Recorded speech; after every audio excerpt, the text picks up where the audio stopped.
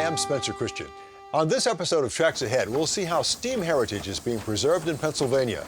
Stop by a relaxing Wisconsin country garden center that shows off many interesting rail features, and marvel at a 4,000 square foot O-gauge layout down south that attracts tens of thousands of visitors, and rightfully so.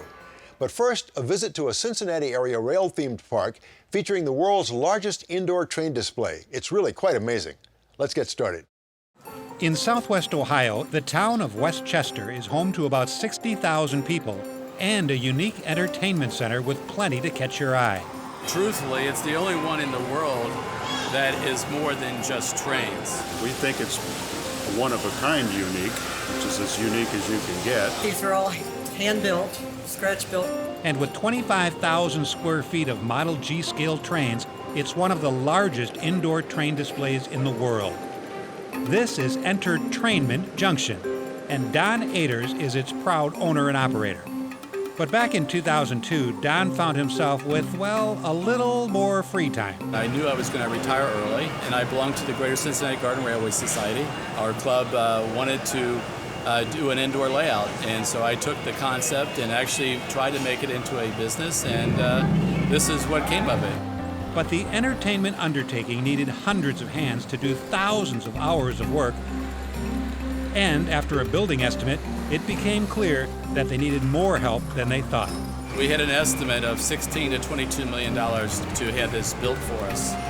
And it would be physically impossible to have something like that and actually try to even have a business. More than 80 trains run on this massive layout, and almost all of it was modeled, built, and brought to life by volunteers. When Raymond Hughes joined the project, he was just a member of a garden railroad society who wanted to help. Since then, he has stepped into the role of volunteer coordinator to handle all the volunteer operations. When the project was undertaken, it was understood that we couldn't build a project without volunteers. And our group, the Greater Cincinnati Garden Railway Society, discussed it and decided, well, this is a fantastic idea. And so that's how it all got started. Don had the building, the volunteers, and a great plan. But he needed one more thing, the perfect name.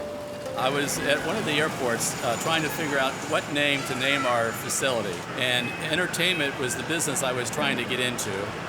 But then I wanted it also to have the train in it. So the Entertrainment came out, so I added the word junction to it so that it would be more obvious what it would be. So Entertrainment Junction became our name. And entertaining is exactly what Don set out to do. There's a train museum, a fun house, and plenty of other surprises for visitors of all ages to enjoy. What we wanted to do is really add something more to it so that anybody, any generation would find something to be entertained with. We have two train layouts outside that the kids can ride on.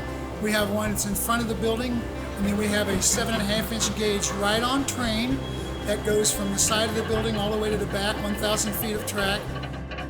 They even have a layout that was loaned to them by rock and roll icon Neil Young. He actually had this built probably about 25 years ago.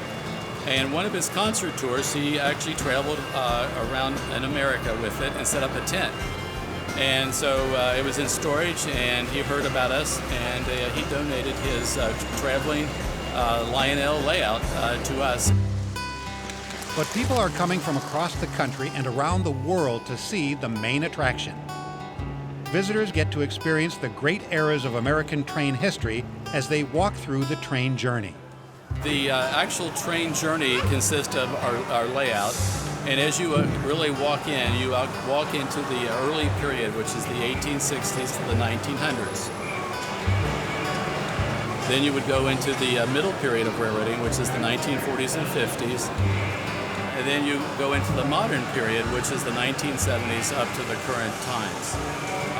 Each area that we have, we've actually tried to show a time area and not a particular place.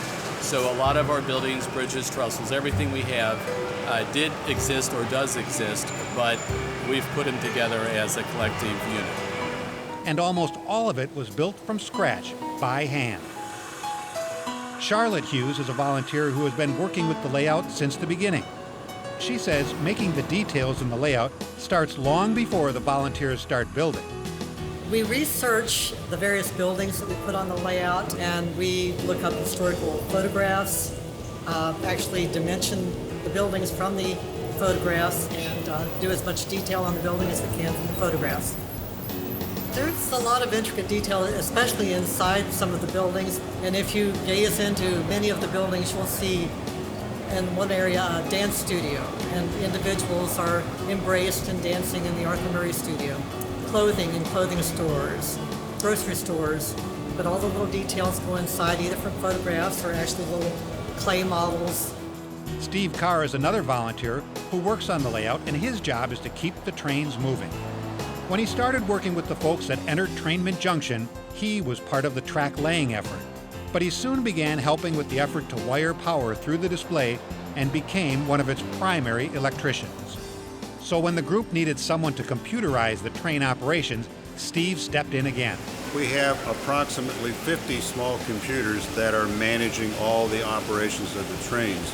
That includes multiple trains on the same track, sometimes in opposite directions, sometimes following each other around. Control systems were designed to run without an operator because it would take a lot of operators. You can see a lot in a spot, but you can't see very far away.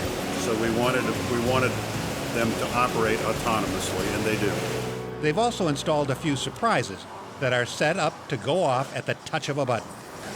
There are buttons on the layouts that sometimes cause trains to operate. Sometimes they allow sounds. In some cases, there are animations like the balloon. Nearly all the children that come in here love to push buttons. They don't necessarily wait to see what happens when they push the button, but they love to push buttons. And they're using the same technology in their newest edition, a moving replica of the Cincinnati Coney Island amusement park. In 2013, we actually were finishing the second floor display, and we had a space that we were looking at either a carnival, a zoo, or an amusement park. And we knew the amusement park was going to cost the most. However, we also knew that it would have the most wow factor. So because of the wow factor, it's just added a lot of excitement to our facility. In less than a decade, the folks at Entertrainment Junction have managed to come together to build something they can be proud of. But they've all done it with the support of the community, which drives them to keep coming up with new ways to improve. The community was glad to see us coming, and many of the volunteers weren't even interested in trains, but they seen the project in the paper and we advertised for volunteers, and they said, I'd like to be a part of that. You have to realize that there is over 130 people that put well over $100,000 into handcrafting every bridge, every building, every little detail out there. Passion, care, and an eye for detail are present in every nook and cranny at Entertrainment Junction, because the folks here are committed to taking visitors of all ages and from every corner of the world on a train journey they aren't soon to forget. And some people will spend 7 hours a day here. Some people may only spend an hour and a half to 3 hours. But, you know, it's as long as people have a good time, I don't care what they do, and that's the whole idea. Entertrainment Junction is a site we've visited before. Based upon how it's grown and the exciting new displays offered now, I'm sure we'll be back. Coming up, we'll discover a perfectly preserved example of Pennsylvania steam. But next, a Wisconsin railroader who opens his train-themed garden center not only to visitors, but also to a local train club. This is really cool.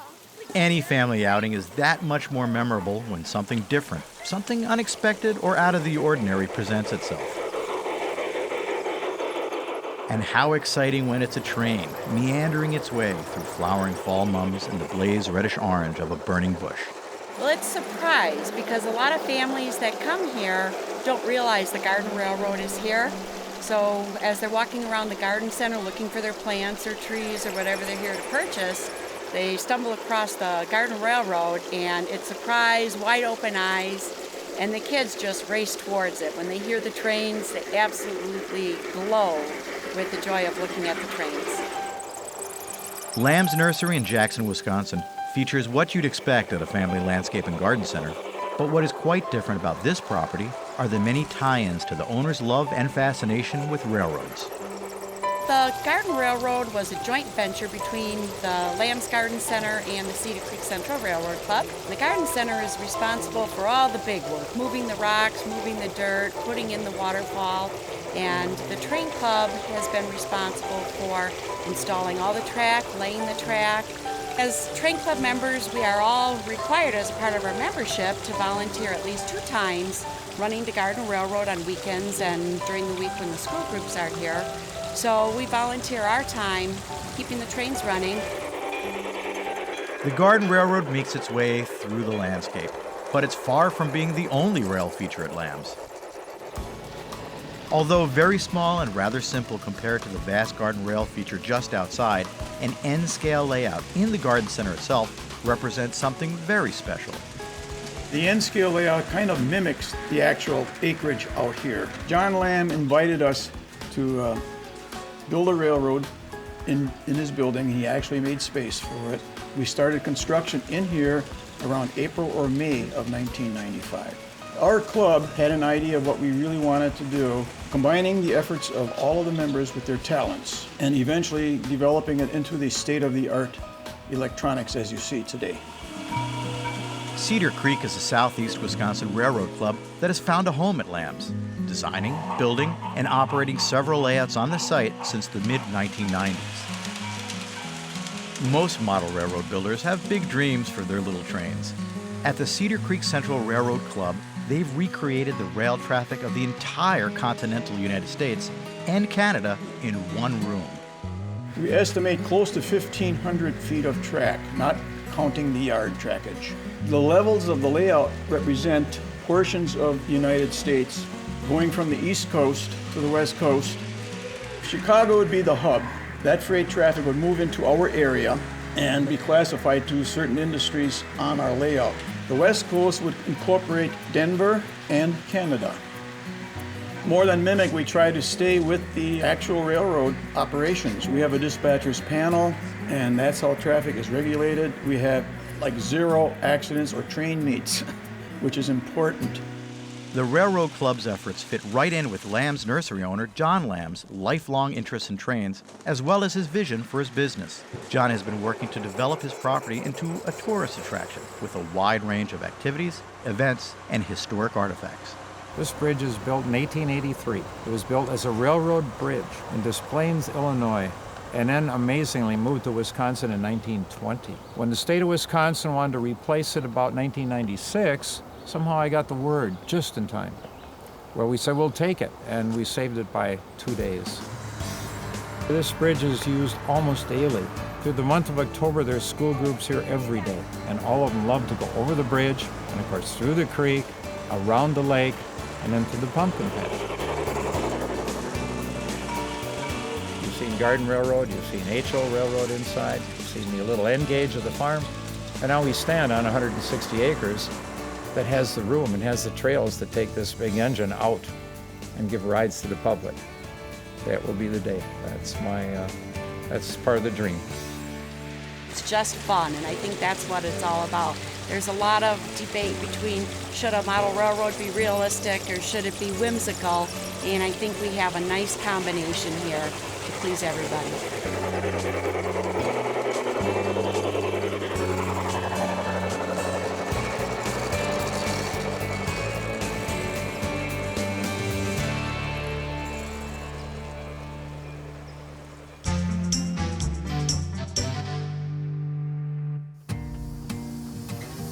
The history and heritage of railroading is one of the most treasured aspects of Americana.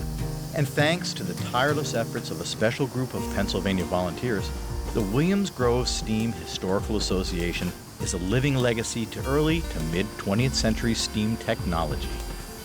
Their purpose is to preserve and operate, demonstrate old farm machinery and steam-powered equipment. For rail fans, the prize of the collection is a piece that once belonged to the Pennsylvania Railroad. The B4a Switch Engine was built by the Pennsylvania Railroad at Altoona in 1901. They built 96 of them. This engine was sold to the Central Iron and Steel Company in Harrisburg, Pennsylvania in 1917, right at the start of World War I. and it ran there until the mill closed in 1959. It was discovered there by some of our people, and they bought it for scrap and brought it here. It came in during this show in 1961. We've been running it just about every year since. When we were working on this engine in 1980, now the steel mill number for it was number 5. In 1980, we were working on this engine, running gear and things. We machined the wheels, we put some new bearings on the rods, and in the process of doing all that work, we found the original number stamped in all the pieces, 643. We had a man named Clyde Cook from Duncannon. He's deceased now, but he did a little research for us and verified that that was the original number that it was assigned when it was built at Altoona. That engine is unique because it is the last PRR steam locomotive that is running. And they had thousands of them. Of course, people have to have a place to ride. And to carry passengers, the railroad has several historic cabooses. It was built in 1916. It's a wooden caboose in class N6B. That came here from our Enola yard in 1963. And we keep patching it up and fixing it up and painting it. It's wood rots. You have to keep doing that. And but we keep it running, we keep it on our passenger train. This caboose beside me here is a class N5. It was built 13 months later, also by the Pennsylvania Railroad. It is one of the first steel cabooses that any railroad built. Up until that time, all the railroads were using wooden cabooses. A special feature here is the Run a Locomotive program. We have a steam locomotive engineer training program here. Each class lasts half an hour. We put you up on the seat of the locomotive. We explain the controls, demonstrate them as much as possible. Then the student spends the rest of their time operating the locomotive. It is amazing when you sit there and you feel the power of that machine. You feel it through the soles of your feet, the seat of your pants on that seat, even with your hand on the throttle. You realize you are sitting on a really big machine. There's a lot of power there. The association also has other pieces of steam history, specifically steam tractors. Oh, they came into existence in around 18, right after the Civil War. Most of them are started up companies then. They replaced the horses. Everything was done by horsepower at that time. The purpose was to thrash grain out in the West, because at that time there was no easy way to thrash the grain. It was done mostly by manual labor, and they invented the steam engine and brought it in, and it was a success to run a thrash machine. When they come into effect, then they used bigger equipment. They could use bigger plows, and they broke a lot of sod out in the West. So from steam tractors to steam trains, there's something for everyone to enjoy. Oh, everybody has a fantastic time. We have people that come back year after year. We have some customers that have been coming back since we've been doing it, and we've been doing it now 15 years or so. And what does the future hold for the association? I hope we continue on for many more years, and we keep expanding and doing new things, and keep giving the public a great place to come and see history alive. In a world where so much of our reality is becoming virtual, it's certainly refreshing to experience America's railroading history so vividly, up close and personal, knowing that one day it might just disappear.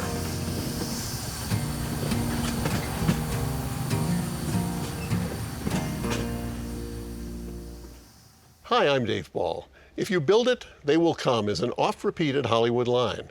Well, the owner of a Georgia O-gauge railroad had no idea that his massive layout would have the same appeal to rail fans. He built it, and boy did they come. Thousands of annual visitors from all over the world. We too visited, and the size, scope, and intricacy of this layout are reasons enough that this story deserves another look as this week's Classic Tracks feature. Deep in the heart of the Chattahoochee National Forest and North Georgia's Blue Ridge Mountains, more than 24,000 people come from all over the world to visit a backyard in quiet Blairsville. This amazing attraction is the largest privately owned O-gauge rail line in the country, Misty Mountain Model Railroad. The 4,000 square foot layout measures 72 by 55 feet and rests on 7 tons of lumber. More than 6,000 pounds of plaster were used in the construction of the mountains and scenery. Visitors enter the impressive layout by passing under a huge 6-foot wide automatic lift bridge. Once inside, they're captivated by the terrain of northern Georgia. We wanted to represent North Georgia, and we love North Georgia. Our family's from Georgia for 5 generations, and we love it up here, and we wanted to represent the area. We worked almost 2 years designing it before we started to build. Then we went all over the country to look at other layouts. Most layouts were on tables, but we wanted ours to have a lot of depth to it, like you'd be looking down into valleys and then you'd be looking up into the mountains, just like the scene from our front porch. We wanted it to seem like you were in the layout, so we made valleys and rivers instead of aisles for you to walk in. Boasting 8 different levels, Charles' layout ranges from Brasstown Bald, the highest elevation in Georgia, to a 17-foot trestle that recreates Tallulah Gorge, the deepest canyon gorge east of the Mississippi River. You're taking a tour of North Georgia. You're walking through the mountains, and we have a lot of the different cities represented with historical buildings on them that are no longer there. I build them using photographs of the actual buildings that I want to build. It takes me anywhere, I'd say, between 2 and 3 months. I've done the old courthouse in Gainesville, which was hit by a tornado back in 1936. And I did the Piedmont Hotel, which was owned at one time by General James Longstreet. And I did a replica of the Biltmore estate. That was probably my most challenging building. A lot of the windows on there had to be hand carved. The gargoyles on it, they were kind of hard to find, you know, for the 1/4-inch scale. And then the Goddess of Grain statues on there, I couldn't find any of them, so instead of the Goddess of Grain, I used Venus and Aphrodite. So, but who's gonna tell? Ken built one building in homage to Charles' Uncle Fred. My Uncle Fred worked for the Milwaukee Railroad, and I was just fascinated with his stories and the trains he was on. And they gave me my first train, and that started it all. That station took me actually probably about 6 months. And right when I had it done, my 3-year-old punched out all the windows in the front of it. So I had to redo them, so it took a little longer. With 12 handmade bridges, 4 trestles, and 15 tunnels, the layout allows 14 trains to run at one time. 11 transformers power the trains over 1 mile of track. Hidden trap doors beneath the layout service the massive array of electrical wires that power the trains and illuminate hundreds of buildings, streetlights, and signs. Now we have around 167 complete train sets, and we have all the manufacturers, I think. We got something from everybody. The enormity of the layout allows 80 to 90 visitors to pass through at one time. In the course of a week, several hundred people visit the Misty Mountain Railroad, with all proceeds going to area charities. It's very rewarding to have something like this when you get older. And my son and grandsons are involved with it, and I would like to have them carry on with it and give pleasure to everybody.